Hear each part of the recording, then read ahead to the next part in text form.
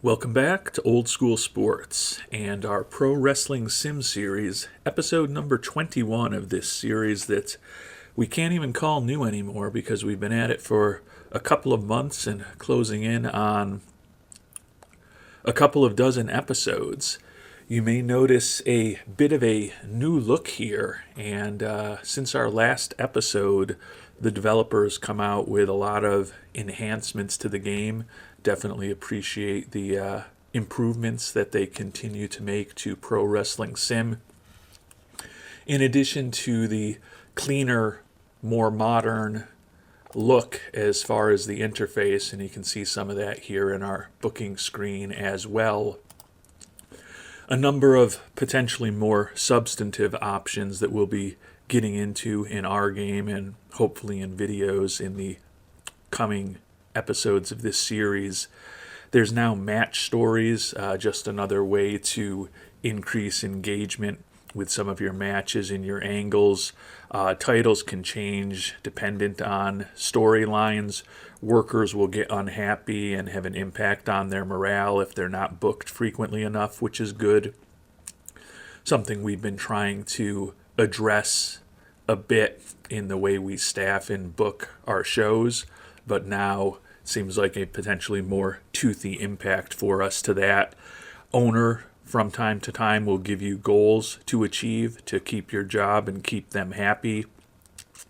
There's potential to build training skills, and then there's also some plugins for mods and some AI booking features. Don't know that we're necessarily going to dig deep into all of this stuff, certainly not over the near term, but great to see the game continue to be enhanced and grow. And this episode is going to be a real important one for us. Our North American popularity right now is just over 57. We're going to hopefully sim through the fourth quarter of 2025 in this episode, and our goal is to get to 60 popularity by the end of the year. I think it's going to be very close whether or not we can do that, so perhaps we'll need to add in an extra card or two to ensure we get there.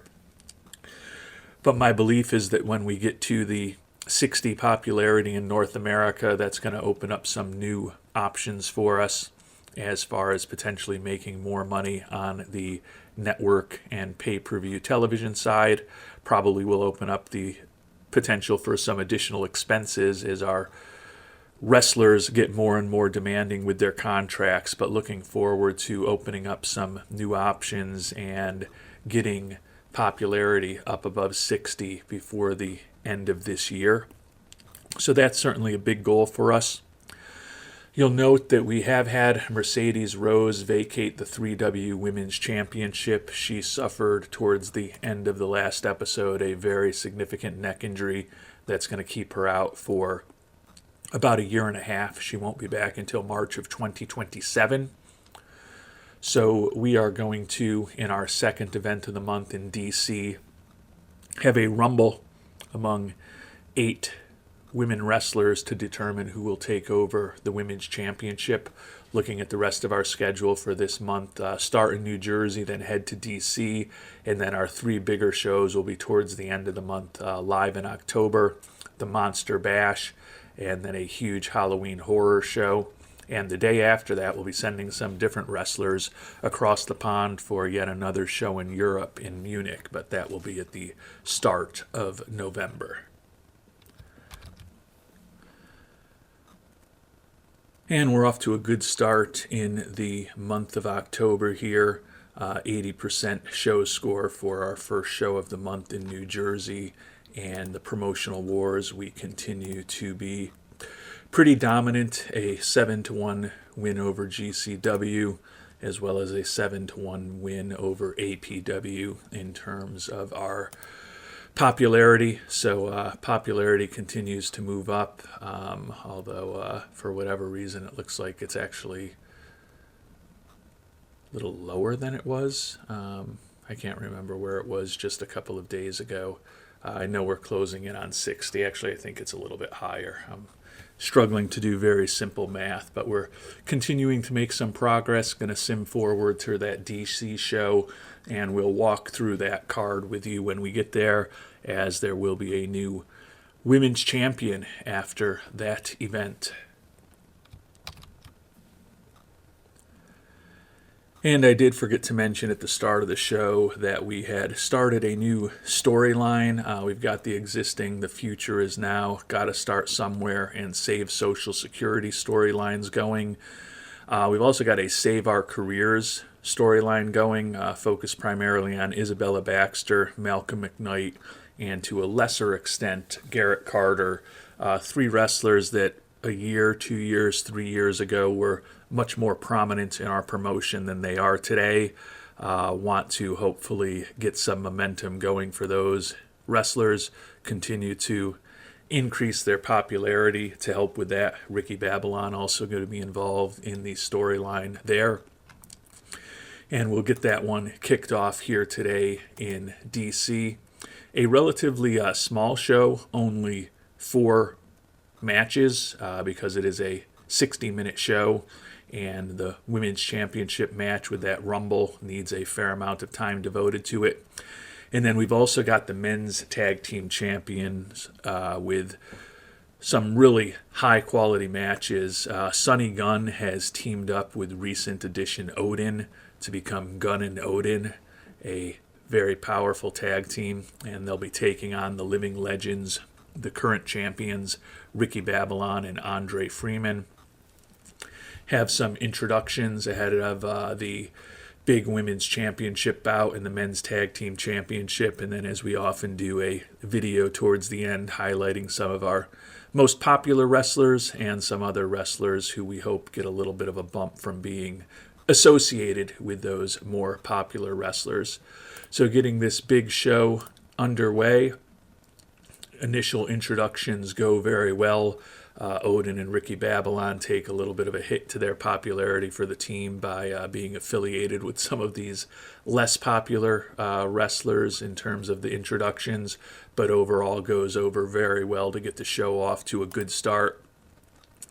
Jaden Noble with a win over Malcolm McKnight. We mentioned we're trying to revitalize McKnight's career a little bit. 72% score for what maybe one of our lower rated matches of the event is probably a pretty strong start for us. 62% score for the women's title bout. One of the things that is a minor enhancement, you can introduce the entrance order for these Rumble type bouts now, and you can also kind of script the order in which people get defeated. We had this one entirely driven by their wrestling abilities, and McKenna McKee outlasts the field.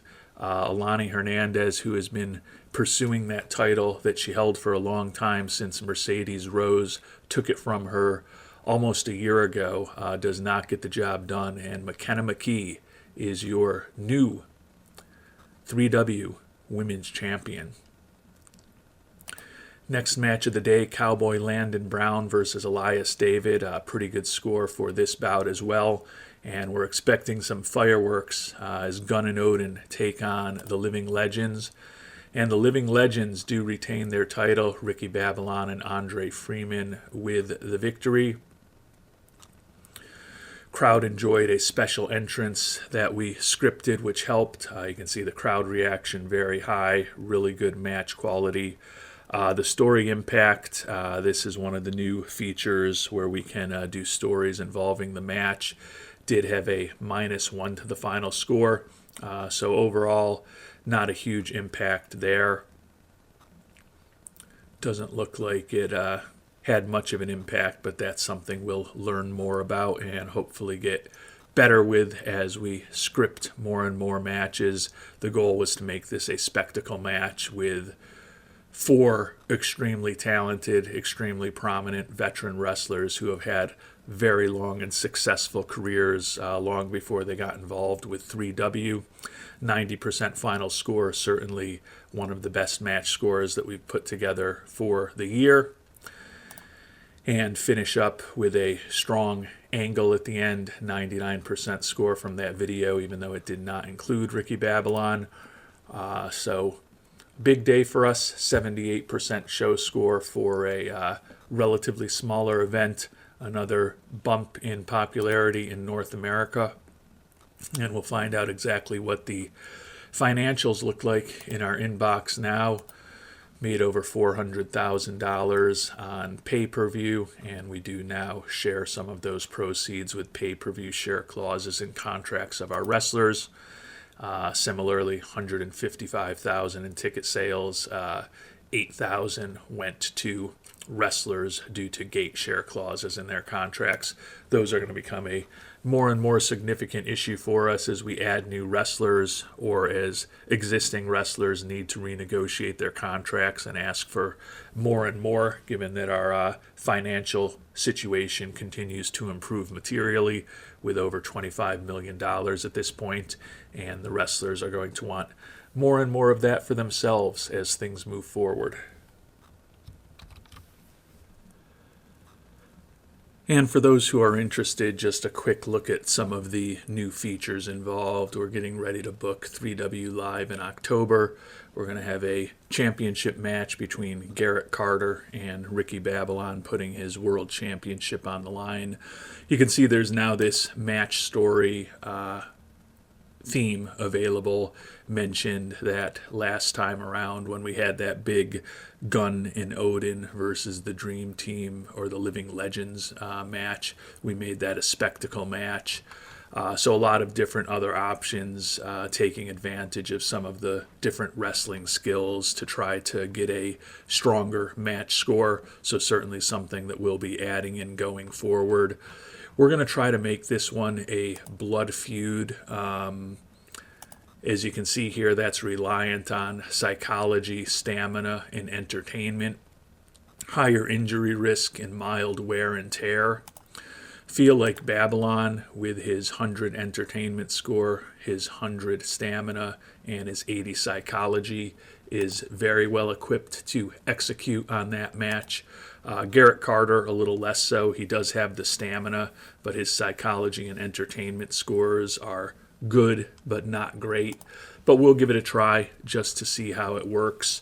You can also see there are these championship override settings where you can have different scenarios for disqualifying title losses, proxy matches, or other special scenarios. Can't imagine this is something that I'm going to use all that often, but there are definitely some different and enhanced features available in this latest update to the game that will give us something new to learn and think about going forward. And we've got 3 very important events over the next 2 weeks, and honestly 4 events total, with the trip to Europe at the beginning of November. The Live in October event, high priority, as is the Halloween horror event. In between, the 3W Monster Bash, a huge priority event for us, so hoping to generate some real big money there. Given that we know we need to be even more cognizant of getting workers steady bookings, we're, I don't want to say sacrificing the 3W Live event, but we definitely have more matches that are lower to mid-level on this card to hopefully ensure that we can get everyone work in the month of October. Hoping that the Monster Bash and the Halloween Horror will both end up higher rated events with somewhat better cards for us. Not that we're throwing Live in October over the side of the boat, but I think it's going to be difficult for us to max out with an 80% score here. At this stage, backstage morale still excellent. Good morale for most all of our wrestlers. We're trying to keep it that way, and because of that, we're going to take advantage of Live in October being a somewhat longer event with the opportunity to book more matches to ensure that everyone's going to get some work over these next couple of weeks. But I am hoping and planning that the Monster Bash and Halloween Horror will both end up being higher rated events than 3W Live in October, with slightly stronger series of matches for each of those. Moving to live in October, however, we will get this card underway. Initial introductions ahead of some of the big matches today go fairly well. First match of the day, Kyle Howard versus Bobby Ray Wright. Victory for Bobby Ray Wright and a 67% score, so not going to complain about that for our first match of the day. Lower expectations for this one. The Southern Gentlemen, Valentino Ballard and Edward Grant, get the victory over the Maniacs. These are definitely some lower to mid-card wrestlers for us. They do have some entertainment skills. The comedy went over, but overall the crowd was just not all that enthusiastic about this match.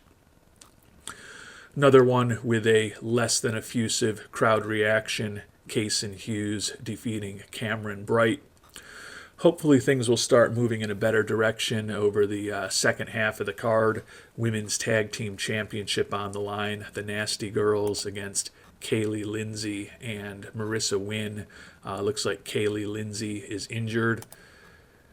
Alani Hernandez and Kirsten Holloway do retain their championship. It'll be interesting to see how long Kaylee Lindsay is injured for. She's one of the younger wrestlers in our women's promotion and does seem to have some talent for building her career, so hopefully it won't be a significant issue. Ryan Mooney and Bowen White, pretty high match quality there. Star power of Ryan Mooney, good looks of Ryan Mooney, and the intimidating presence of Bowen White all help get us to a good score there. Mooney is an up-and-coming heel wrestler for us, who is someone who is very important to us as we continue to build out 3W promotion in the coming years. And then a couple of big matches at the end of the show. Tag team match between the American men, Julius Dyer and Cowboy Landon Brown, get the victory over the Horde, Chris Jackson and Juan Pablo Saavedra. And the last match, of course, Garrett Carter versus Ricky Babylon. As we talked about, putting in storyline in there. The match stories suit the promotion style well. 85% for that match story score fit our promotional style. 83% final score. So good results there. Babylon retains his title. And we will finish things off with a big video promoting things down the line. Only an 87% score there from looking at the ratings here. I think I may have forgotten to drop down elevated spending in the Dropbox to give us a boost to our story score while spending some more money, which is what we've typically been doing. I don't think it's because of any issues backstage. I think it's just because of my personal negligence. So a 76% show score here, given that I think this could possibly be the weakest show of these next three. If that ends up being the case with a 76% score, I will certainly take that. Heading in now to two more big events with the Monster Bash and the Halloween Horror coming up. Kaylee Lindsay does have that injury, almost 800,000. We did put this one on network television, so 1.3 million viewers. Probably gave up a little bit of income by not having it on pay-per-view. But the contract on 3W Live in October was up, and figured try to get exposure to more viewers rather than make a little bit more money as we try to continue expanding out 3W. Typically, we generally put things on pay-per-view. Every once in a while, though, we'll make a little less income but expose our product to more viewers. Over $300,000 in ticket sales. 5-2 win over APW in the promotional war, 7-1 over GCW. Failed drug tests for Jaden Noble and Alex Wolf that we'll be dealing with before our next show. And Kaylee Lindsay, going to be out a few months. Tricep injury is going to keep her out until mid-January. So although the injury list is growing, we're going to have Rodrigo Schmidt back from that brain injury that he suffered in a barbed wire match in relatively short order. Anastasia Romero not far behind her, and Skylar Trevino will be back in December. Kaylee Lindsay hopefully in mid-January.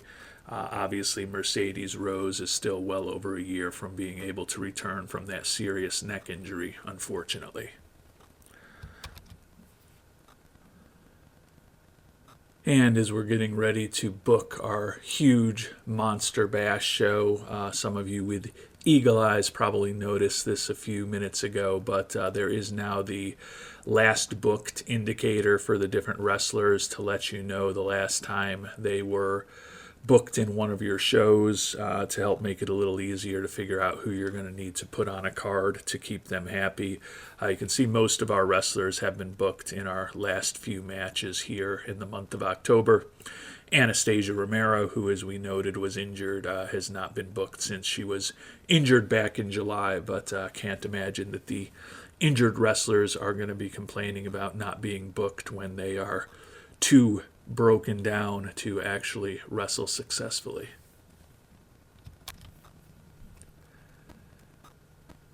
And the wild world of wrestling is proud to promote our 5th huge event of the year. Just one left after this one here in 2025, and that is the 3W Monster Bash. We're actually not going to have Ricky Babylon on the card today. As you know, he wrestled last time around in the 3W Live event, and we're also going to save him for the Halloween horror event in a week, but want to try to minimize wear and tear on all of our wrestlers, particularly the owner of the promotion, our world champion, men's tag team champion, and clearly our most prominent and valuable wrestler despite some of the talent that we have added. Still have what we think is an outstanding card, and it's kind of interesting. I think this is a quirk in the game, but Julius Dyer, who also happens to hold the APW World Heavyweight Championship right now, we can put that belt on the line for him in our promotion, which seems like a quirk. Doesn't seem that we should really be allowed to do that, but if it adds to interest in our promotion, we'll certainly take advantage of it. We've also got a very interesting match between a couple of titans in the sport, Odin versus Andre Freeman, in a first blood match. The purpose is to steal the show, and the match story there is going to be Clash of the Titans. Top stars colliding, needs high star power, popularity, and psychology are the key. Think that if there's any two wrestlers that we have involved in the promotion not named Ricky Babylon who are well equipped to move that match story along, it is probably Odin and Andre Freeman. So looking forward to see what they do as well. Earlier on the card, McKenna McKee will be putting her women's championship up against Kiros Iwu, who admittedly is one of the less talented women's wrestlers that we have, but somebody that we do need to get some work for. And we don't mind at this point having two heels facing off in the women's championship, because right now, unfortunately, our women wrestlers who are faces have been hurt a lot. Anastasia Romero and Kaylee Lindsay out with those medium-term injuries, as well as Mercedes Rose with that long-term injury. So the faces among our women's wrestlers are a little limited right now. So we'll give Iwu some work against McKenna McKee. Would expect McKenna McKee to make quick work of her. The match is not scripted, but the purpose of it is to, the result is not scripted, but the purpose of the match is to make McKenna McKee look good in her first title defense. So the goal certainly to get a pretty big score out of this show. Introductions of our women's champion, Odin and Freeman, ahead of their, we hope, classic match, and then Julius Dyer before he puts his Intercontinental belt on the line in the featured match of the day. So have a good reaction to the introductions. We also, even though Ricky Babylon is not wrestling today, have him, Samara Lester, and Andre Freeman doing a promo about some of their key competitors in the men's division, and certainly a preview of that big match between Andre Freeman and Odin, and that went over very well, fortunately. Probably the match of the day that we have the least ambition for was the first of the day between Judah Horn and Theodore Villarreal.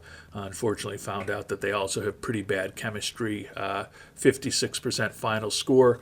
The hope is that is the lowest final score we have out of any of these matches. Is the card gets stronger and stronger as we move along, we hope. The new kids on the block, Ryan Mooney and Juan Shepard, with a win over the dynamic duo Cameron Bright and Alex Wolf, a couple of younger face wrestlers that we do have some hope for, given that this is a huge show, as the wrestlers typically do really push themselves to make an impression.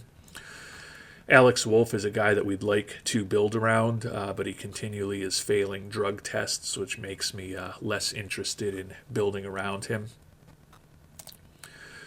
McKenna McKee defends her 3W Women's Championship against Kiros Iwu, and actually a pretty strong final score from that match. McKenna McKee made to look like a threat, really helped her popularity, so good results there. And now we get into some matches that we've got very high expectations for. So again, will be disappointing if we can't get out of this show without a maximum 80% score. Cowboy Landon Brown defeats Elias David. They put up a 4-star match quality, 81% final score, so that's certainly moving us in the right direction. Trace Henson now going up against Sonny Gunn. Pretty strong score there as well. Good looks of Sonny Gunn adding to the match, and he gets the victory over Trace Henson. Hoping for a massive score with this Odin versus Andre Freeman match, but we've got a lot of different angles and levers and storylines working. Perhaps we've made things too complicated. We will find out. Nope, this one worked out about as good as we could have hoped. Obviously, having two incredibly popular, talented, entertaining wrestlers helped. The crowd could feel the two big stars colliding. The match story is a perfect fit for our promotional style. Impress the crowd, raise the popularity of everyone involved. You can see a very tiny dip to popularity for Freeman with the loss. A massive 1.4 point improvement in Odin's popularity. 100% match story, 5-star match quality, 96% final score. This Odin versus Andre Freeman match at the first ever Monster Bash, likely to go down in history. And we'll finish off the event with Julius Dyer and Chris Jackson. Got to an 82% score there. Dyer retains both the Intercontinental Championship as well as the APW World Heavyweight Championship. Finish things off with a promotional video. We did up the production quality. Only got to a 95% score, but still better than last time around. So the show is over, and we did max out with an 80% score. Could have been as high as 86, so definitely a step forward from what we did at 3W Live in October. And now the hope is that we can keep some good momentum going with the Halloween Horror Show at the end of the month. Before we start preparing for that show, let's take a look at the financials, because hoping for some big results there. We had promised a featured match to Julius Dyer. Network deal expiring. We'll deal with that. Over $1 million in pay-per-view income, and that's even after giving Odin and I think some others a piece of the action. So very positive there. Over $500,000 in ticket sales. Again, Odin and some others took a piece of the gate share, but a very successful match. Kason Hughes wants to compete for a title before December. I think we can certainly arrange that. He is a talented wrestler that we haven't made the most of over the years, particularly since his former tag team partner, Jordan Cunningham, left us for more money about a year ago. But we are, if you're wondering, keeping an eye on Jordan Cunningham's potential contract expiry from the APW. Would not mind reuniting him with the 3W promotion down the line when we're able to start negotiations with our former star. Popularity up to 58.5, so still think we are tracking towards hopefully being able to breach that 60 barrier before the end of 2025. And our new women's tag team champion, McKenna McKee, has a request that we hire Jaslyn Garcia before the 27th of December. We're going to go ahead and accept that promise. Unfortunately, Jaslyn Garcia is not a particularly compelling wrestler for us to add. She's got anger issues. She's narcissistic. She's outspoken. She's also probably on the downside of her career given her age. But given that she does have a very good relationship with McKenna McKee, and given that McKenna McKee is our new champion that we want to keep happy, and we also have a need for some wrestlers in the women's division, particularly among the faces, we're going to offer her a 30-day contract, give her exactly what she's looking for, bring her on as an upper mid-card, or actually a mid-card face, see if she's willing to accept that offer, and she accepts it. So that improved our relationship with McKenna McKee, which is positive, even if we do plan on likely moving on from Garcia in the not-too-distant future. Part of the reason we wanted to keep McKenna McKee happy was that we are in a position where we need to renegotiate her contract, and given her young age, the fact that her star power is increasing, her wrestling skill is increasing, and her popularity is going through the roof in recent weeks and months, we're probably going to be looking to bring her back on board. You can see she's looking for a gate percentage, pay-per-view revenue percentage, as well as a merchandise share percentage, over $30,000 a month. So a significant change for McKenna McKee in what she's looking for now as our women's champion, and a wrestler who continues to improve from the arrangement that we currently have with her, which is just $1,100 per appearance. So getting to be much more expensive, but we can afford it. And she is likely to be one of the prominent heels in our promotion going forward, given that we're going to be without Mercedes Rose for still close to a year and a half. I think it's important that we do try to bring McKenna McKee on board, because she does seem like someone that we can really build around. As I mentioned, her popularity has spiked tremendously since we brought her on board. Wrestling skill also improving a lot. Star power increasing, and even her entertainment skills getting steadily better. So we've been using her well. 15-7 record in 2025, and think that she's somebody we can definitely build around. She's already been briefly the women's tag team champion, and then obviously more recently she became our women's championship holder.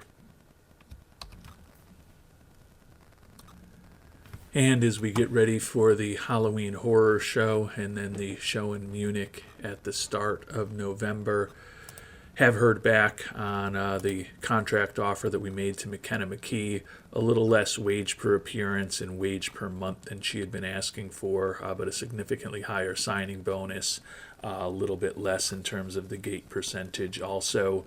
So a good contract for us, going to sign her to a 5-year extension. She's going to become a core member of the women's promotion that we intend to be building around for the next half decade. So we are going to go ahead and finalize that contract, and McKenna McKee is on board. With her now locked up, probably can let that Jaslyn Garcia contract expire if things don't work out well. Garcia, as I noted, does have a few quirks to her personality, horribly negative presence backstage with some of those personality quirks. So we've got McKenna McKee now signed up and written contract for the next 5 years, so probably we'll be letting Jaslyn Garcia move on to something else after her 30-day trial contract with us is up. And we've got big hopes for the Halloween Horror Show. Our first show ever in Hawaii. So traveling very far west from our home base to Hawaii for the show today. And we've got another contingent of wrestlers traveling to the east from where we based across the Atlantic Ocean to the show that we're going to be having in Munich tomorrow. Get the show underway. Introductions go reasonably well. Get the crowd pumped up and excited. Our new addition, Jaslyn Garcia, does get a victory over Raylan Norris in her first match of her likely relatively brief career with us in the wild world of wrestling. Tag team match now, Double H, Trace Henson, and Judah Horn get the victory over the Demolition Squad. Better score than that first match. Hopefully we can keep that momentum going. Women's Tag Team Championship on the line, and the Nasty Girls, Alani Hernandez and Kirsten Holloway, retain their title. Hoping now for these final three matches of the day to really deliver some higher scores for us. We've got very big expectations for the Ricky Babylon versus Odin title match at the end of the card. Chris Jackson and Jaden Noble deliver a fantastic match, aim to steal the show. They're both very high-quality wrestlers. Jaden Noble with the victory over Chris Jackson. Sonny Gunn against Bowen White. Solid score there. Sonny Gunn gets the victory. Comedy went over well. They both have pretty good entertainment skills. But the big match is going to be Ricky Babylon versus Odin, similar to the Odin versus Freeman match a week ago. We are looking to make this one borderline epic. 89% final score. Babylon gets the victory. Aim to steal the show. The crowd did see this type of match a week ago, as we noted, with the two big stars colliding, and that slightly reduced its impact. Good to know that we can't just do that time after time after time and need to be a little more circumspect about how we think about a Clash of Titans match. That said, the crowd loved it. The match story was good. It was just not particularly fresh, given that we had the Clash of Titans between Odin and Freeman a week ago. 89% final score, still nothing we're going to turn our noses up at. 100% score for the video with high production quality and a lot of our extremely prominent wrestlers involved. And we do top off at 80% for another show. Nice boost to popularity. And we're going to move to the month of November, so the proceeds from that Halloween horror show will not be in our October financials, but it'll give us a nice boost, hopefully, in this month of November.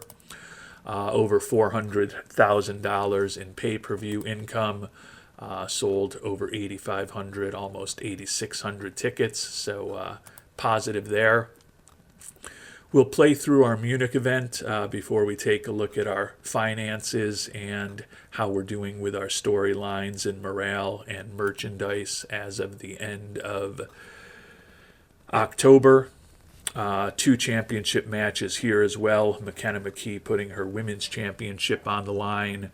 Dyer once again putting his 3W Intercontinental Championship as well as his APW World Championship on the line. Not expecting a huge crowd here in Germany. Actually, I'm just going to make sure before we do this that I've got television properly set up for the Munich match, because although we're not going to make much from the gate, certainly want that match to be shown back home in the United States. And we had already set up that Munich match. Just wanted to make sure, since it's a new one on the calendar, that I had not messed that up. Atmosphere backstage remains great. Get this show underway.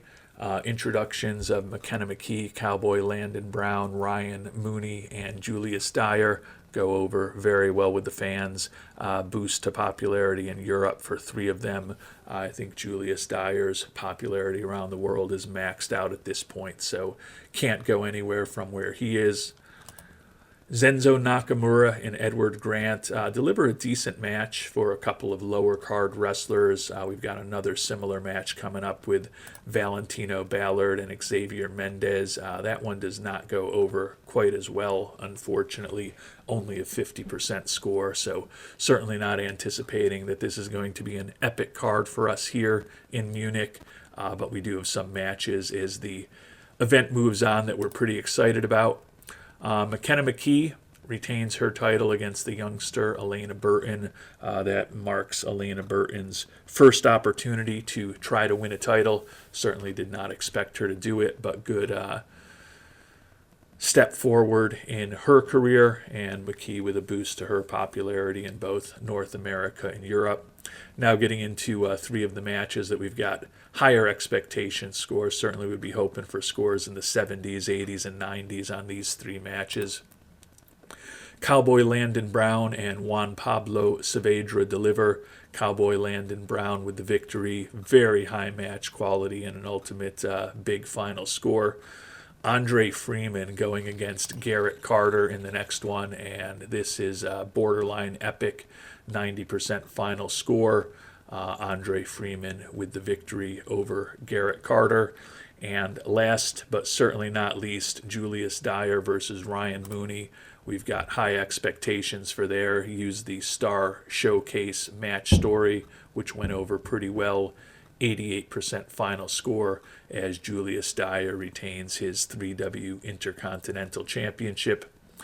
Finish things off with a promotional video that gives a nice boost to popularity in both North America and Europe for everyone involved.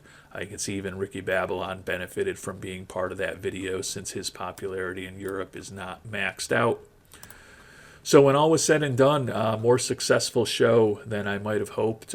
Topped out with that 80% score. Could have actually been a little higher. Boost to popularity in both North America and here in Europe. So we're able to get a lot of wrestlers action over the last couple of days. And when we take a look at how the finances work, over $400,000 in pay-per-view income, which certainly offsets the fact that we flew half of the promotion over to Europe and only sold about $5,500 in ticket sales. Backstage morale still outstanding at this point, but we will be moving on from Jaslyn Garcia and that horribly negative personality once her contract expires. Taking a look at the medical situation, we should have Anastasia Romero back in very short order, which is positive. Be down to just 3 injuries after that, so she's going to miss one more event, and then we'll have the opportunity to bring her back. Clean drug tests for everyone who was tested the last time around, which is certainly positive. Storylines, really good momentum with everything that we've been working on. We're going to end The Future Is Now storyline. We've had a fair amount of segments in that going pretty well. So we're going to go ahead and end that storyline. We will set up another one. Hopefully got a little boost to the popularity of everyone who was involved in that storyline for us. Taking a look at merchandise sales for the month of October, Julius Dyer and Ricky Babylon combined for just over $100,000 in sales. Dyer now slightly more popular than Babylon, at least in terms of the merch. Sonny Gunn, number 3 on our list, followed by Cowboy Landon Brown and Jaden Noble. Odin, if we ever signed him to an exclusive contract, and Andre Freeman, if we ever signed him to a written contract as well, would be likely offering us tons of opportunities to sell more merchandise. But with the fact those guys are both looking for $400,000 plus a month, I think that the system we have set up now seems to be working pretty well. Looking at our finances, earnings in October dropped just a little bit over $3 million. We had enhanced some of our spending. Staff wages continue to climb, and as I mentioned, we weren't going to receive the proceeds from that Halloween horror promotion until November 1st. So you can see we do have pretty strong television and decent ticket sales revenue already here in November, because there's technically 2 events that would have hit the income statement and ultimately the balance sheet here in the month of November already. So feeling like things are still moving in a real good direction for the wild world of wrestling. 59 popularity at this point, so the hope is that sometime maybe before the end of November, but certainly before the end of the year, we will be able to get promotion popularity in North America up over 60 and see what additional opportunities that opens up for us going forward.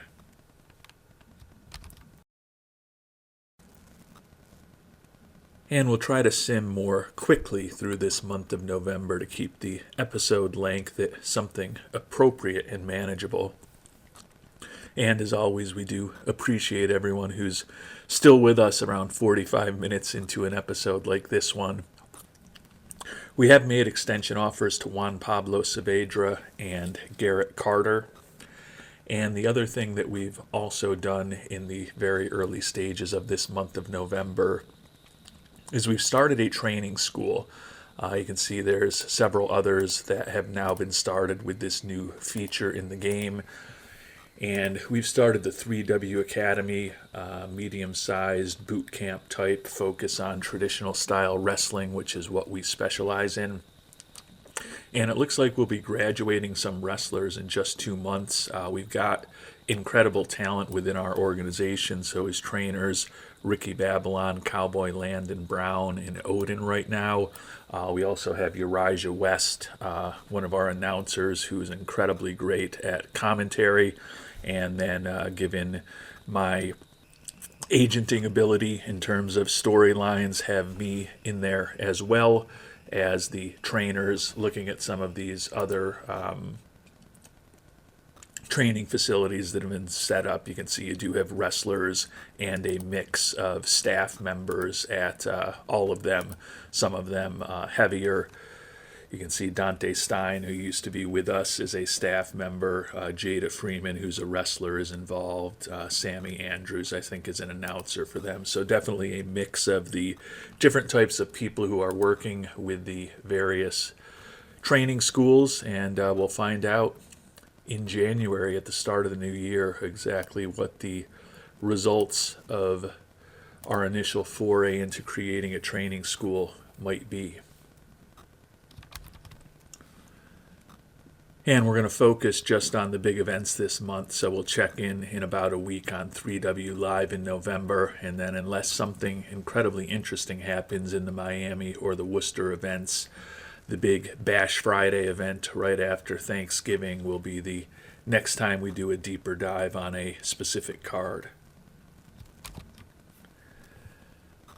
And both Garrett Carter and Juan Pablo Saavedra have one-upped with us, or re-upped with us more accurately. Garrett Carter going to be making $40,000 a month. He was pretty insistent on some elevated gate, pay-per-view, and merchandise share percentages, but still, even though he's not an incredibly talented wrestler as far as his skills, he's definitely one of the more popular wrestlers in our promotion still. So thought it was important to bring him on board for the next year. Unfortunately, Juan Pablo Saavedra rejected our contract offer. We'll probably need to make a little bit better of an offer to Mr. Saavedra to try to keep him on board.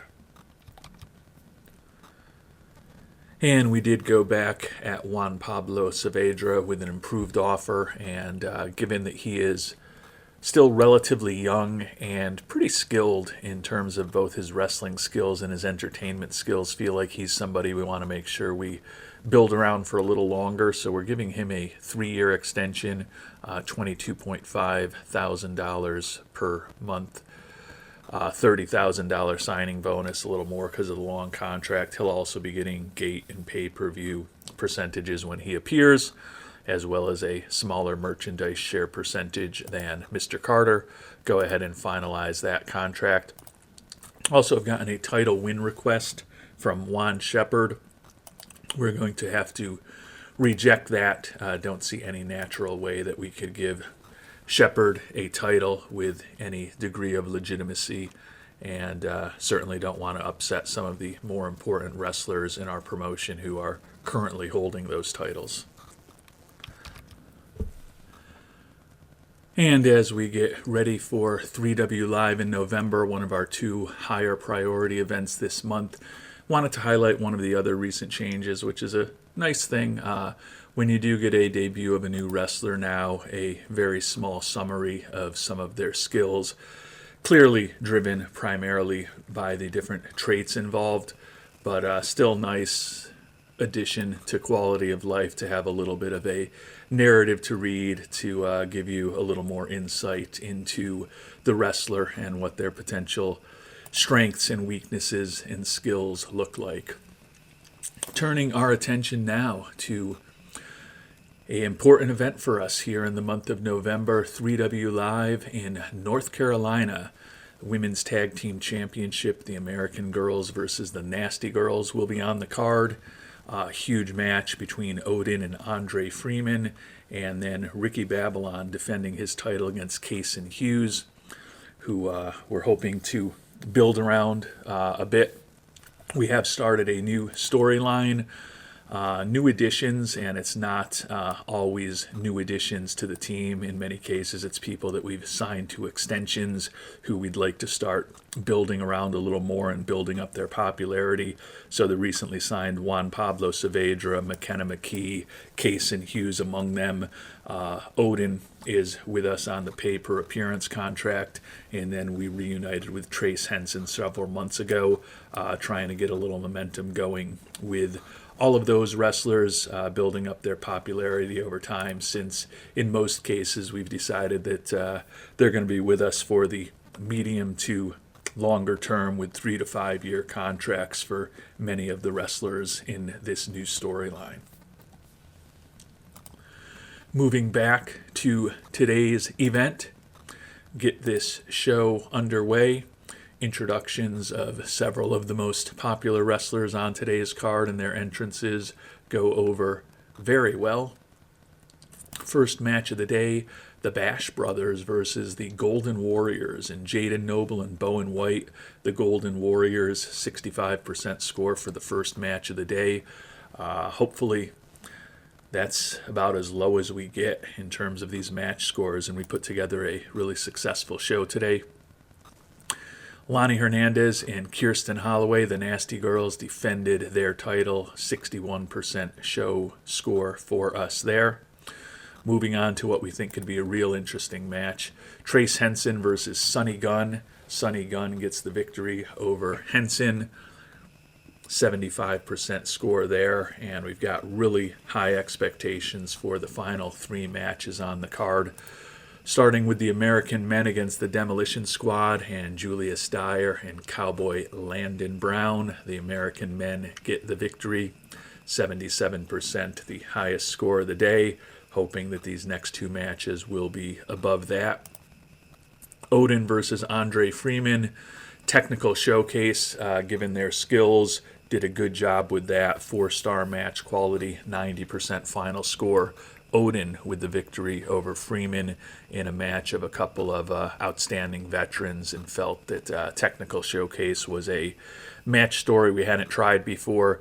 Generally need skilled wrestlers with a somewhat longer match, so we went for 17 minutes and gave them an idea. That 17-minute length complemented the story being told. Also got a freshness bonus because we haven't done that match story too recently, so we definitely need to, as we talked about earlier, be a little more thoughtful about how often we deploy the different match stories, but they can definitely help us get some nice scores, which is good to see. Final match of the day, Ricky Babylon successfully defends his 3W World Championship against Kason Hughes, 81% score there. Finish things off, as we tend to, with a high-quality production video contributing to some storylines, hinting at some of the matches that we have ahead of us. And all in all, another successful show, topped out at that 80% score, a nice boost of 0.4 of a point in terms of our popularity in North America. And we continue to inch closer and closer with 59.4 popularity to that 60 margin, which I'm pretty confident we should get before the end of the year at this point. We had also promised Case and Hughes a title match, part of the reason we gave him a shot against Babylon. Made over $1 million, although, as we've talked about, increasingly paying out more and more in PPV and gate fees. Also over $264,000 in ticket sales. So things continue to move in a good direction here. As I mentioned, a couple of smaller shows coming up in Miami and Worcester, and then we'll check in again about 2.5 weeks from now for the big Bash Friday event to finish up the month of November. And we had a reasonably successful event in Miami, 77% score there. As I noted earlier, Jordan Cunningham's contract expiration from APW is now 30 days away. He's a guy that we have been tracking and definitely want to try to bring back into the fold. He's been on our short list. Sonny Gunn is a guy that we had on our short list from the beginning of the year, who we brought on board when his contract expired elsewhere, and we're going to try to do the same thing with Jordan Cunningham now. Really good wrestling skill, pretty good entertainer, stamina and star power both outstanding, psychology solid, safety really good. Decent looks, although he's not particularly intimidating.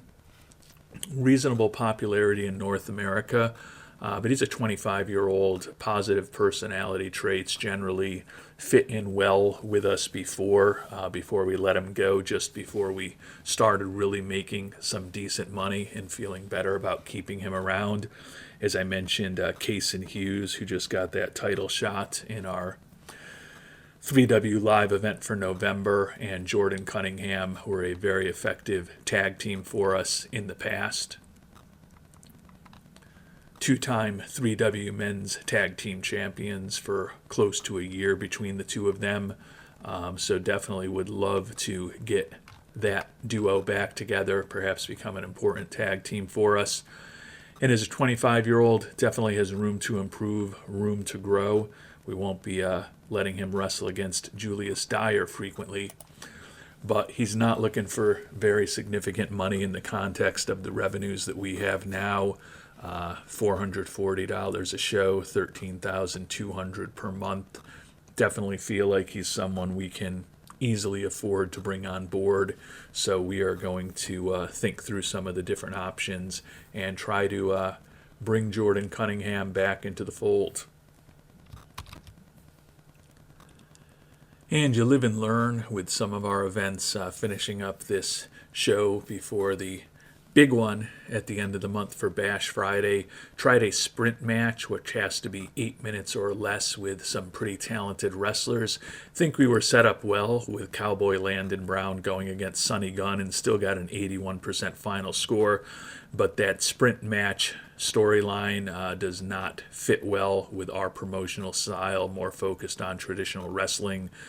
So unfortunately, that didn't work out incredibly well for us. Final match of the day, Julius Dyer defends his Intercontinental Championship over Elias David. We had promised Elias David a feature spot in a show, and this should satisfy that promise for us. Strong final score for the event here.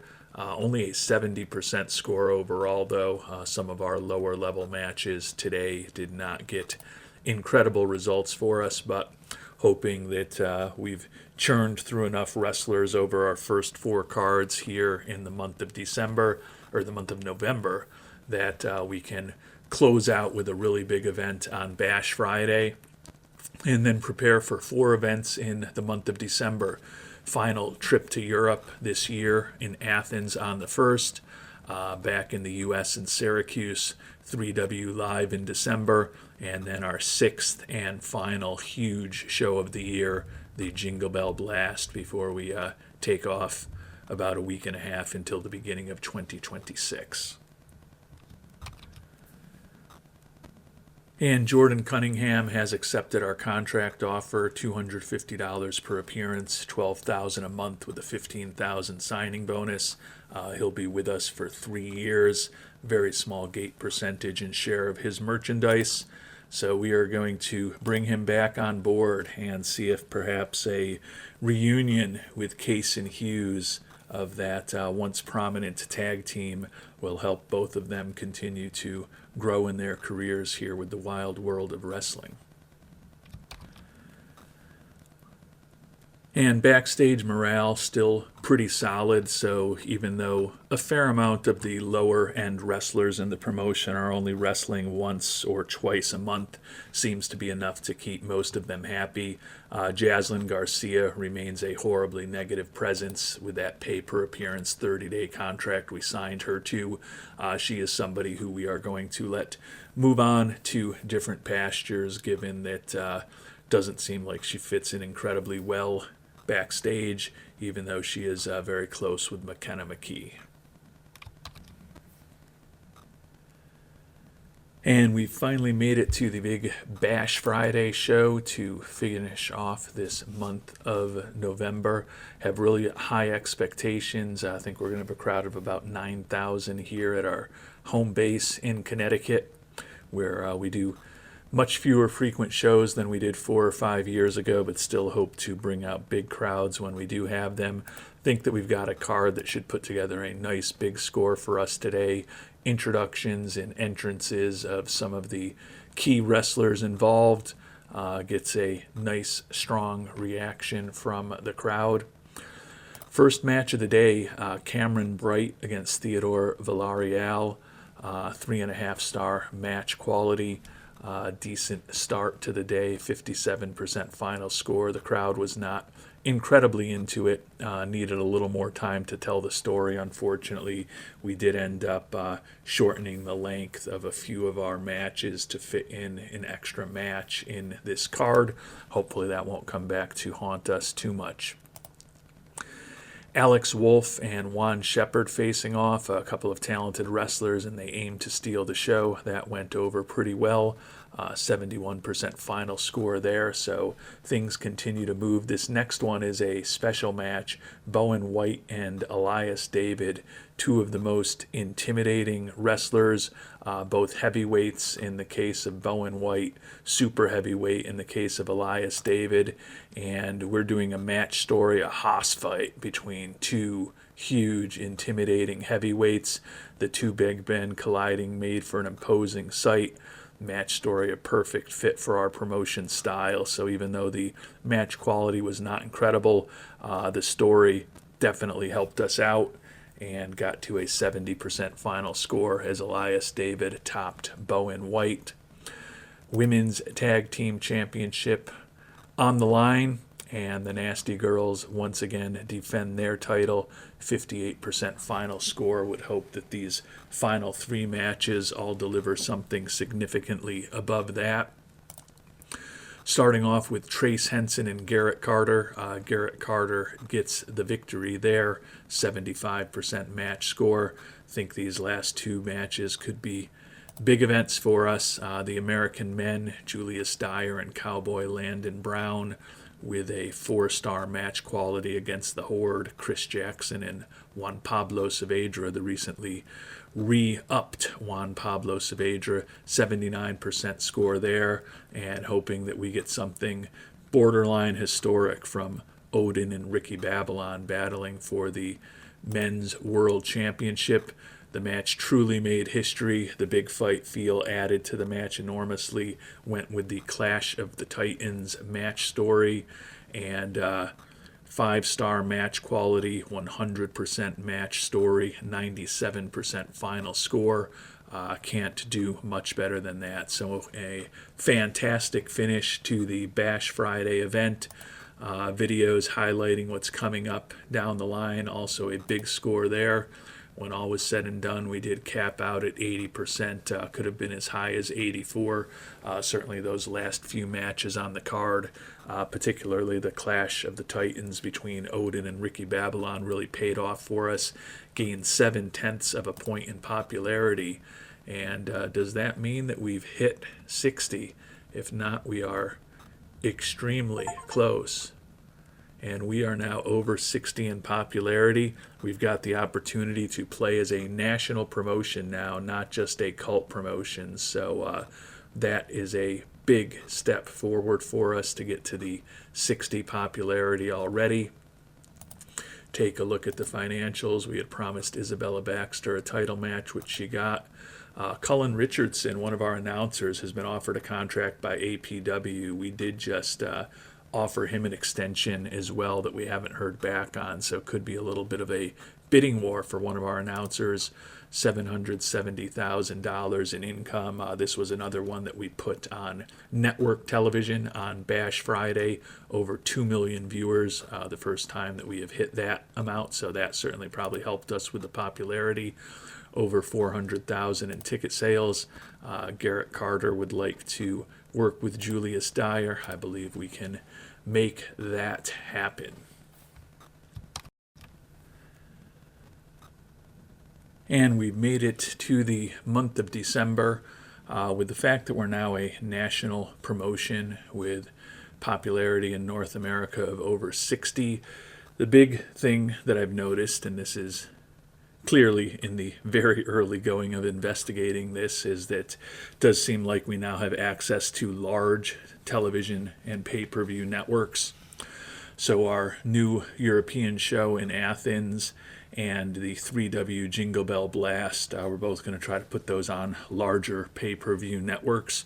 Hopefully we'll start putting some big viewer numbers together. You can see APW is still a dominant force in terms of the ratings, although we did exceed 2 million, as we talked about, for the first time with our Bash Friday event.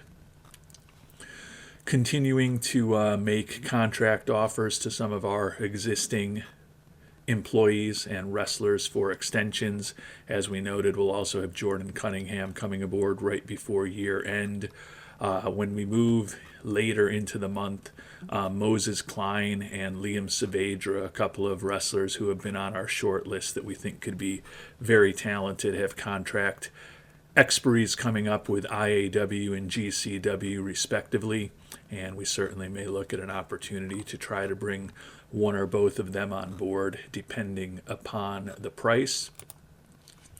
Promotional wars, we remain in really good shape, beating GCW 7-1 last week.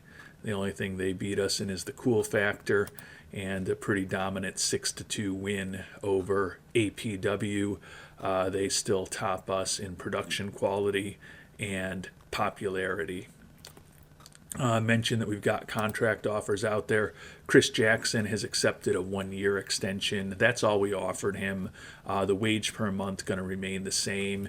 He is still a very talented wrestler, so I think it's helpful to have him on board in terms of the promotion wars. That being said, his wrestling skill, given that he's in his 40s, has declined by about 5 or 6 points this past year.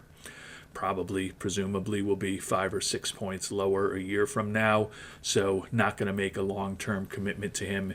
He's also one of the members of our promotion who likes to partake in illegal substances, including steroids, a little more frequently, so certainly don't want to make a long-term relationship with him, but happy to keep it going for another year. And Cullen Richardson, the announcer that we thought there was a chance we could lose to one of our rivals, has decided to accept the offer that we've made to him. So we'll finalize the contract with him as well. Still waiting on the manager, Kristen Schwartz, and then Jake Simpson. It would be a 1-year extension for him. He is not a particularly talented wrestler, but he's a great entertainer, so does help us from time to time in the promotional years when we take advantage of his outstanding entertainment skills, even though his wrestling abilities are not particularly robust. Looking at merchandise for the month of November, Julius Dyer continues to extend his lead over Ricky Babylon in terms of merch sales. Those continue to grow regularly. Finances for the month of November our most profitable month ever, made a little over $4.7 million. Certainly benefited it, as we talked about earlier in the episode, by the fact that the Halloween event, the revenues from that didn't flow through until the month of November. But good to see that we can still remain very profitable as our staff wages continue to increase. I'm going to consider some options as far as production values. Don't know that it's critically important at this point, but we're making a lot of money. We've got over $30 million now in terms of money in the bank. So we can certainly ratchet things up another notch and hopefully keep the pressure on some of our competitors by increasing our production values while some of them are struggling a little more financially. And we're going to be a little less conservative with some of the spending than we typically are. You can see we've been making over or very close to $3 million a month for the past 5 months. So we're going to actually make 2 relatively expensive changes. We're going to increase our video production and editing expenses by $750,000 a month to $1.5 million a month running rate. That'll allow us to increase our maximum show score to 85%. So the cost per month closing in on $3.7 million, but we now have a even higher max score that we can shoot for in those larger events of ours, which should help us in the promotional wars. And then we're going to make a big investment in marketing. We've been spending $100,000 a month. We are going to turn that into a huge marketing campaign, $1 million a month, supposedly, rather than large increases to audience attendance and viewership. They're going to be huge. So the expectation is that we'll be able to offset some or hopefully all of that cost through more and more viewers for our programs and more people attending our events. So $4.5 million a month now in terms of ongoing production expenses. But if we can continue to grow this thing, I think it will be worth it. And although we didn't max out at 85%, a record high 82% score for our show in Athens, so given that that was not a major show for us, hopefully a good sign that when we get to live in December and the Jingle Bell Blast to finish off 2025, we may be able to get even higher scores than we've ever achieved. We also got the event coming up in Syracuse in a few days that's a bit less important. A lot of important news. Made a promise to Garrett Carter, who wanted to face Julius Dyer. He was defeated by Dyer in the Intercontinental Championship match that was just held in Europe. Kristen Schwartz extending her relationship with us as a manager, getting increasingly expensive. 1-year extension for her, hoping at some point we can find managers who are a little more talented. But doesn't seem to be any on the market at this point. Jake Simpson, still a relatively low-cost contract, extending him for a year. As we talked about with his entertainment skill, that's really primarily a play on the promotional wars. The increase in our video production values, the increase in advertising, and the fact that we are now a national promotion who can connect with larger television networks gives us a massive result in pay-per-view. 268,000 viewers, almost $2.6 million in income. So by far the biggest result we've ever had in a pay-per-view to date. The Athens event itself only sold 133 tickets, as we are still in the early-ish stages of building out our popularity in Europe. Emma Banks wants a win over Ansley Howard before the end of February. I think we can probably script that.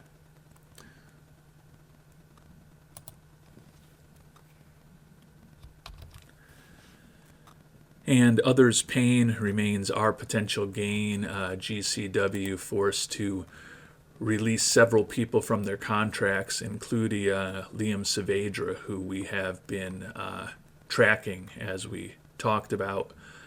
He is now officially on the open market. He was a mid-carder with GCW. 30-year-old there. Wrestling skill, stamina outstanding, star power decent, only 30 years old. Reasonably popular in North America and Europe, most popular in Latin America where we don't have any promotion yet. But at 30 years old, with the wrestling skill that he brings, as well as decent entertainment and star power ratings that are still moving up, seems like a pretty positive personality profile for him. Looking for $35,000 a month. I think we're going to seriously think about trying to bring Saavedra on board. I believe he's more talented and younger than some of the other wrestlers involved in our promotion, and he could be a pretty interesting addition. Moses Klein, another guy that we've been tracking, and we'll also take a look at all of these other wrestlers and other personnel who are leaving GCW. Might give us an opportunity to set things up for an even bigger 2026 by bringing some more talent on board. And we put up an 80% score for our show in Syracuse, so certainly hoping that one of the final two shows of the year, or perhaps both of them, live in December in the Jingle Bell Blast, we're able to take advantage of that 85% ceiling that we now have. A little less than 800,000 in viewers on pay-per-view for this event. This is one where we still had a contract we had signed previously to the fact that we moved up to be a national promotion, but most of these contracts are going to be rolling off before the next time we do these shows. So the expectation is that with our increased popularity and national presence, we'll be making significantly more, perhaps closer to what we were making on Brawl Network North America with the event from Athens last week. Little less than 6,000 tickets, made over $250,000 in ticket sales. But we do have two significant new potential additions to the group. Liam Saavedra, as I mentioned, was a guy that we have been tracking for some time.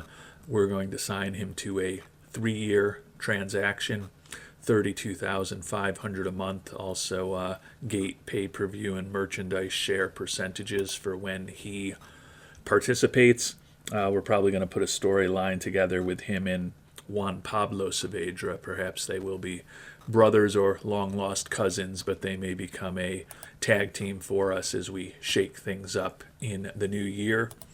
And then a wrestler that GCW decided they had to fire for financial reasons is going to become one of the most expensive written contracts we have, possibly the most expensive per month. I'll have to look that up. But Marty Carter, we're signing him to a 3-year deal, $5,000 per appearance, $90,000 a month, and a $100,000 signing bonus.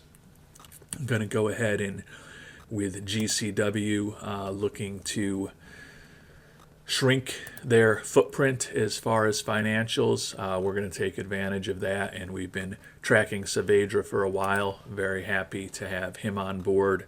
I think that in particular his outstanding wrestling skill is going to be very helpful to us in the promotional wars, and as 30-year-old, probably someone who's going to be as good as he is today and possibly even improving over the next few years.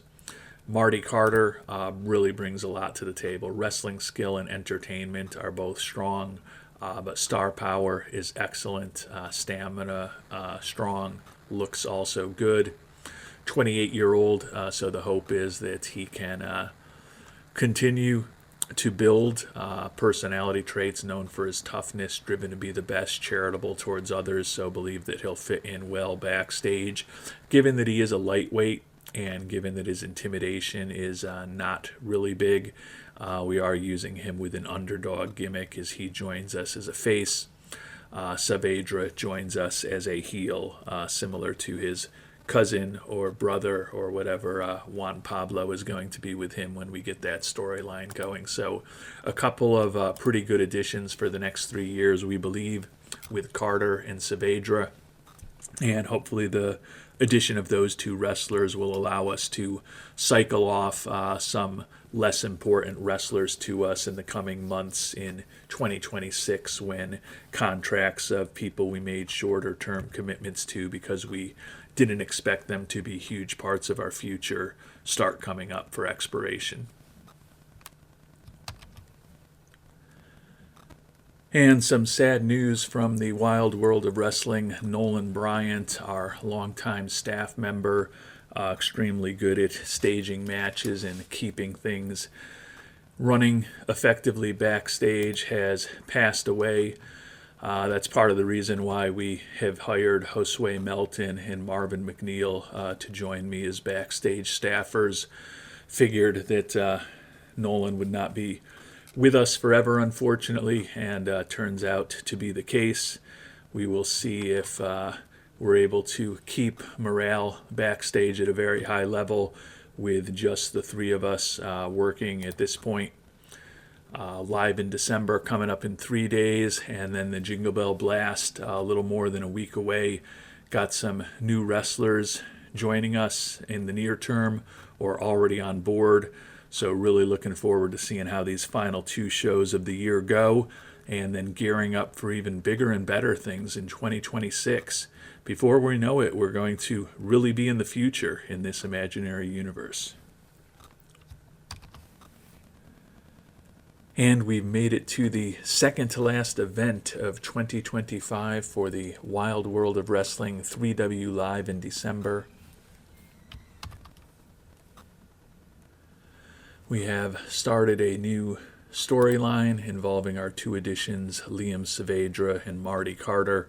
Want to start building momentum with both of them, who are going to be with us for 3 years. So 5 storylines going right now, although we're likely to end some of these more established ones in relatively short order. Kicking things off, we're at a huge arena in Indiana, expecting well over 12,000 spectators at the event. Going to be a contract signing with Saavedra and Marty Carter to kick things off here for 3W Live in December. Decent reaction to that, but certainly nothing incredible as far as the 6 minutes we spent on it. Introductions from some of the bigger matches coming up today, though, go very well with the entrances of some of the premier wrestlers on today's card. First match of the day, relatively lower card wrestlers for our promotion, Valentino Ballard and Xavier Mendez. Xavier Mendez with the W. Moving on to a scripted result, Emma Banks had come to us asking for a victory over Ansley Howard. She gets the win there, but you can see no real crowd reaction, match quality, or momentum as far as the popularity of either of those wrestlers. The dynamic duo, Cameron Bright and Alex Wolf, with a victory over Kyle Howard and the recently healthy, once again, Rodrigo Schmidt. Hopefully, we've got a big card today with 8 different matches. Hopefully, starting with the Women's Tag Team Championship in the next match, we'll start putting up better scores. Alani Hernandez and Kirsten Holloway, the Nasty Girls, defeat the New Generation, Kiros Iwu and Raylan Norris, given that we have so many face female wrestlers still on the injured list. Well, 2 actually, most notably Mercedes Rose as well as Kaylee Lindsay. Had a couple of heel teams competing here. First title opportunity ever for Iwu and Norris. The score a little better there, but hoping we can really get some momentum with these last 4 matches of the card, which are all going to be longer and some special things going on. Marty Carter and Liam Saavedra both made their debuts with us. Marty Carter with the victory. Very good wrestling skill, as we talked about earlier, for both of those new wrestlers we brought on board. So they stole the show, upped their game in ring, and put in a very high match quality for us. Tag team match now. Star Showcase, the American men versus the New Kids on the Block.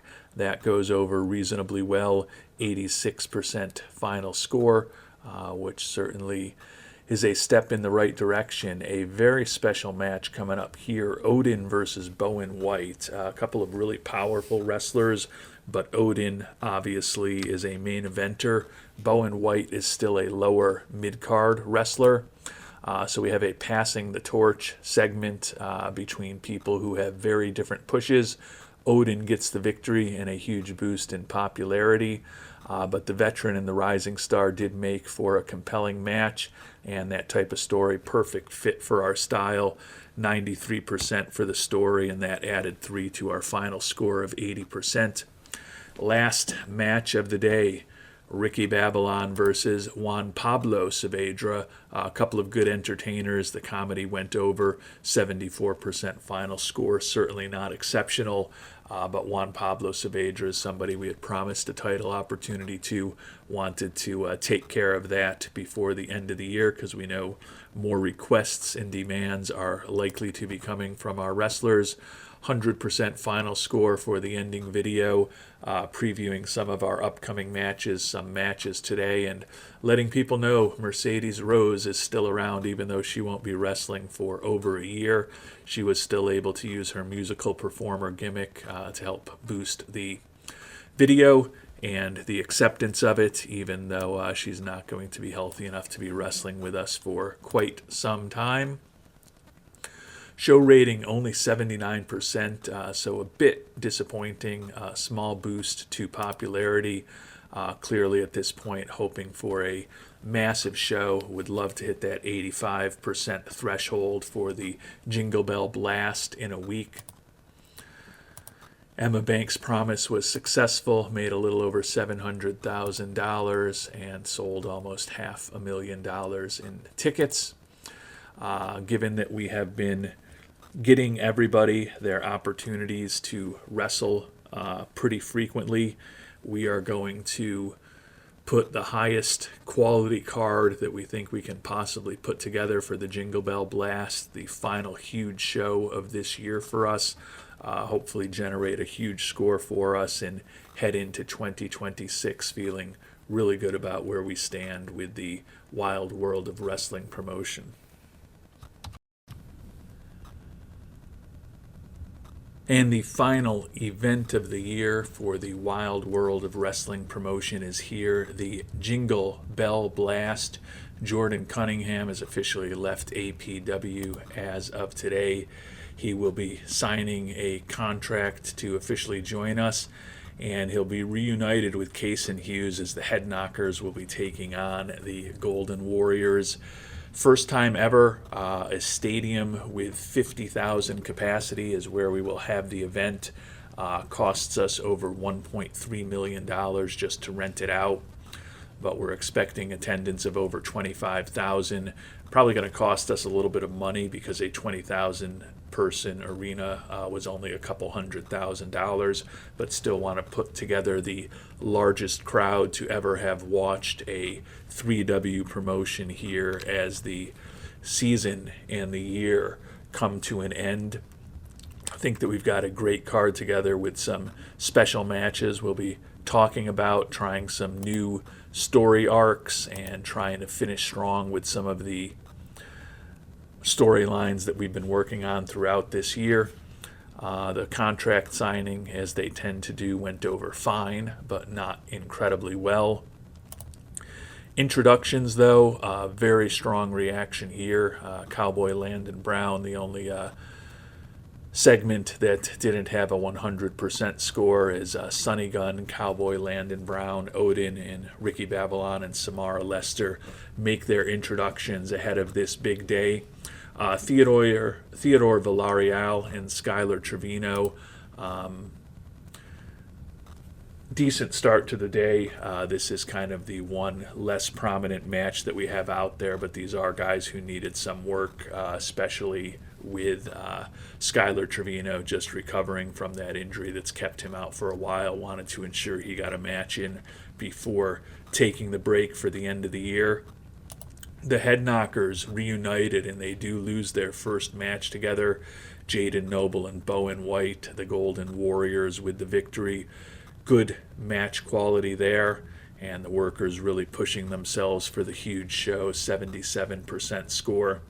Not often that Garrett Carter versus Trace Henson is going to be the third bout on a card. 78% score for them. Garrett Carter gets the victory over Trace Henson.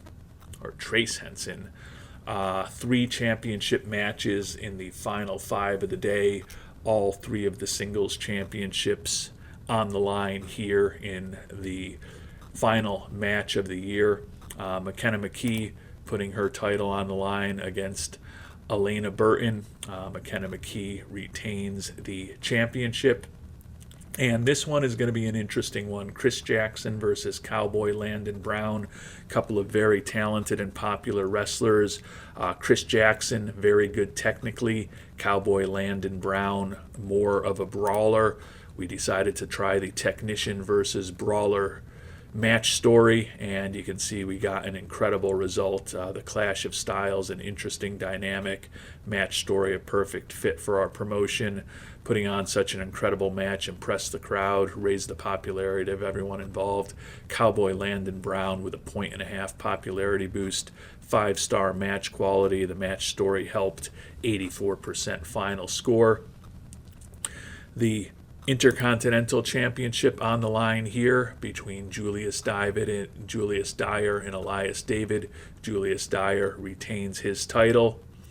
Another really good score of 84% for that segment. Andre Freeman and Odin facing off. They've had some classic matches already with us. Submission Masterclass was the match story for this one, not one that we've used before. +1 to the final score, 95% final score.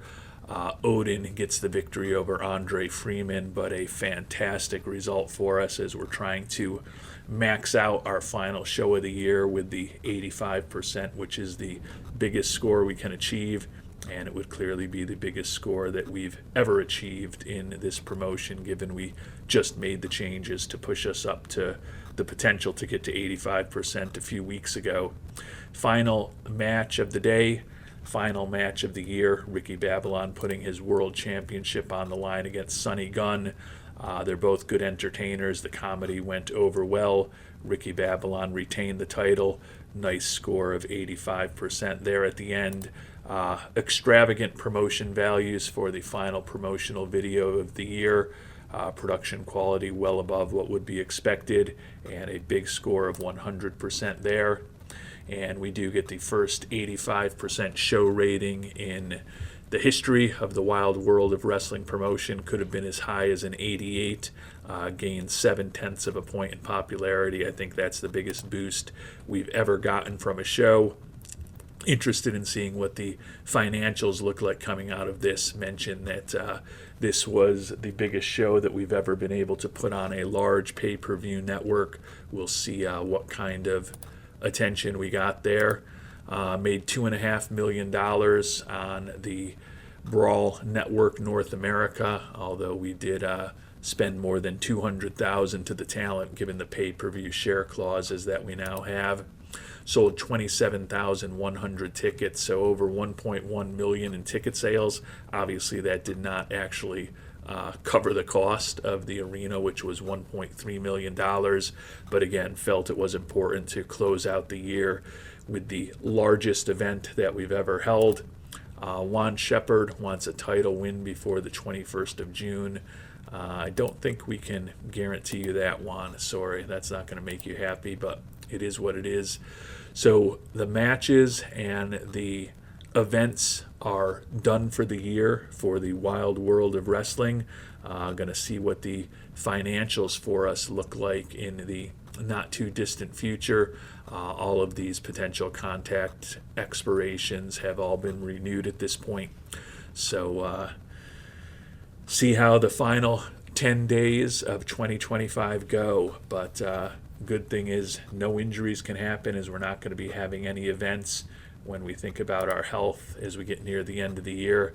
Kaylee Lindsay should be back before the end of January, and then after a relatively large injured list not that long ago, Mercedes Rose will be the only one. She's still expected to miss all of 2026, unfortunately.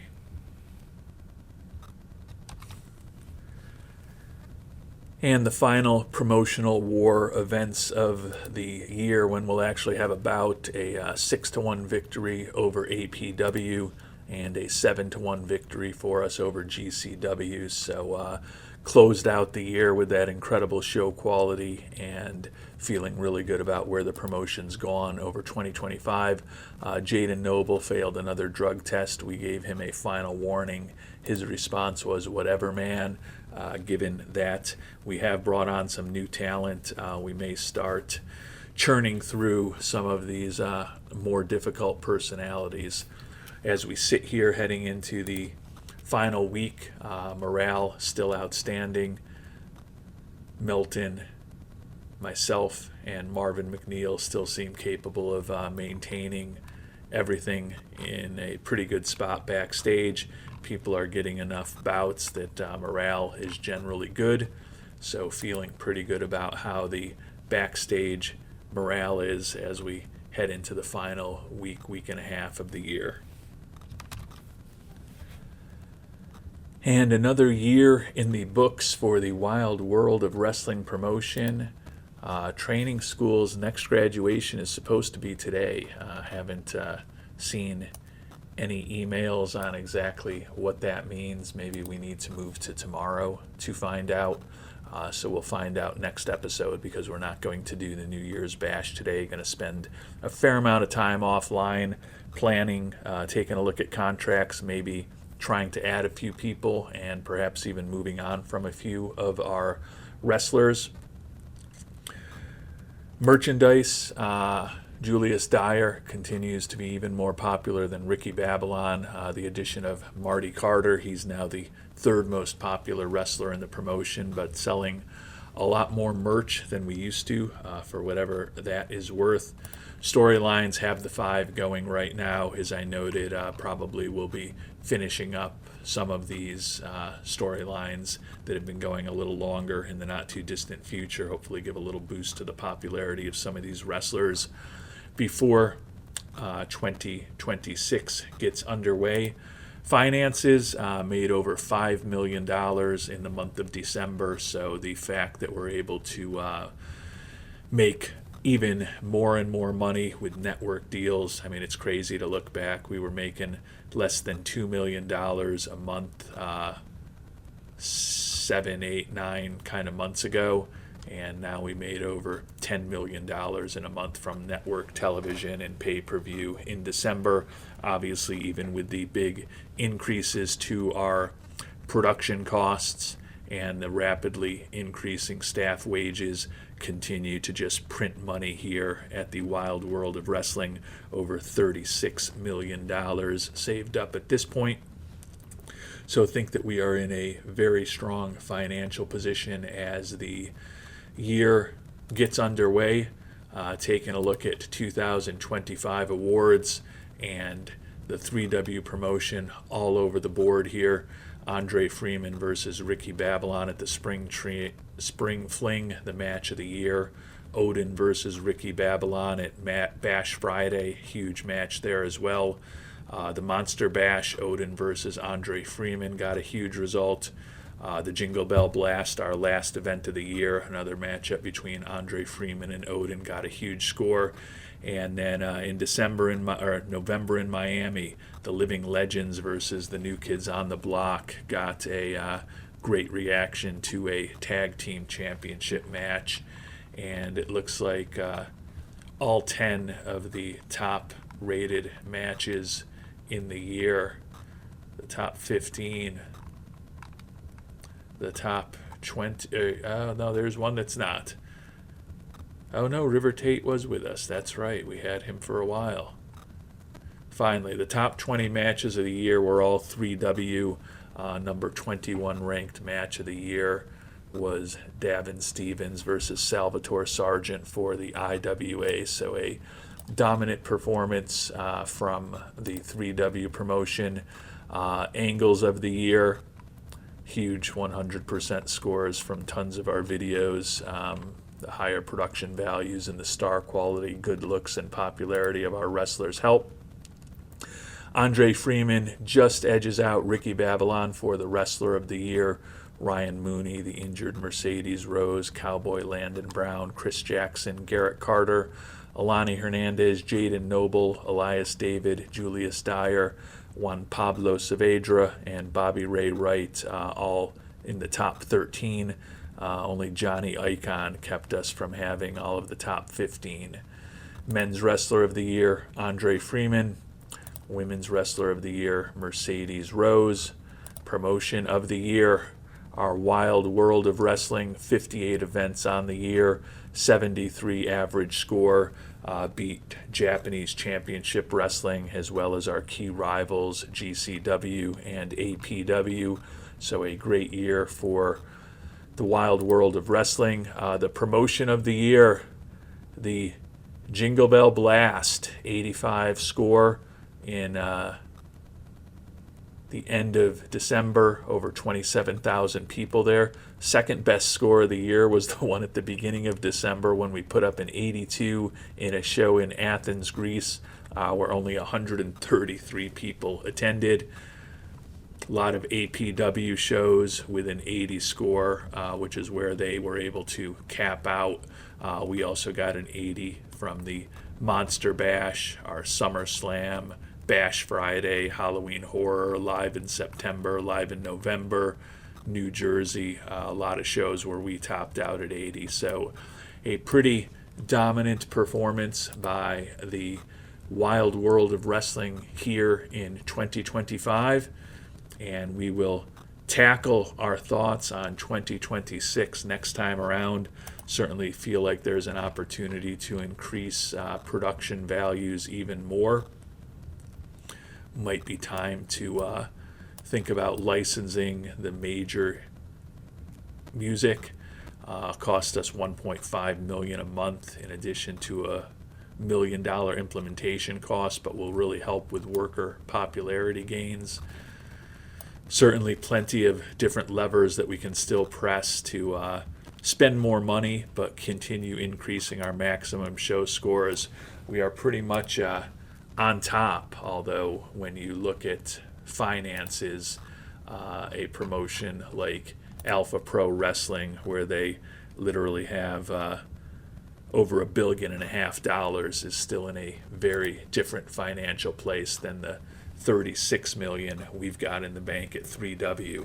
But we are making slow but steady progress and hope to keep it continuing in 2026. Until our next episode, thanks so much for watching and hope you have a great day.